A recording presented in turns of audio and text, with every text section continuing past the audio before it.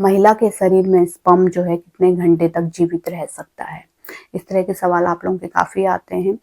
तो देखिए, जब आप रिलेशन बनाते हैं उसके बाद जो स्पर्म है वो महिला के शरीर के अंदर 4 से 5 दिन तक जीवित रह सकता है।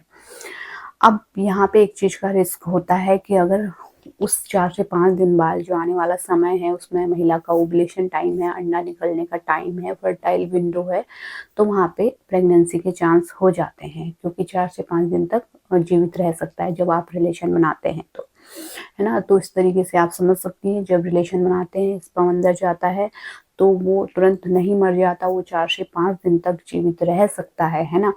और इसके बाद अगर इस दौरान आपका ओव्यूलेशन टाइम है तो तुरंत आपको प्रेगनेंसी हो जाएगी, लेकिन आने वाले 4 से 5 दिन बाद आपका ओव्यूलेशन टाइम है तो आपको प्रेगनेंसी के चांस होते हैं। तो इस तरीके से आप समझ सकते हैं। अगर आप प्रेग्नेंट होना चाहती हैं तो आप अल्टरनेट डे पे रिलेशन बना सकते हैं, क्योंकि जैसे मैंने कहा कि जो स्पर्म है वो 4 से 5 दिन तक जीवित रह सकता है। अगर हर दिन रिलेशन नहीं बना पा रहे हैं तो एक दिन छोड़ के एक दिन बना सकते हैं, जिससे कि आपको प्रेगनेंसी होने में जल्दी सफलता मिले, है ना? क्योंकि स्पर्म आपके जीवित रहते हैं।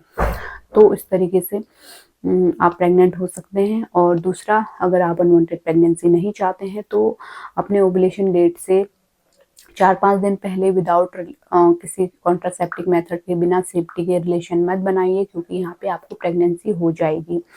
तो इस तरह का आपको ध्यान रखना है। केवल ओव्यूलेशन टाइम पे ही नहीं बचना है। अगर आपको अनवांटेड प्रेगनेंसी नहीं चाहिए तो ओव्यूलेशन टाइम पे ही नहीं बचना है, बल्कि अगर आपका आने वाले 4 से 5 दिन बाद डेट है ओव्यूलेशन का, तो वहाँ पे भी आपको उससे पहले 4-5 दिन पहले रिलेशन नहीं बनाना है बिना किसी सेफ्टी के, है ना? कॉन्डम ज़रूर यूज कीजिए, कोई ना कोई सेफ्टी यूज कीजिए।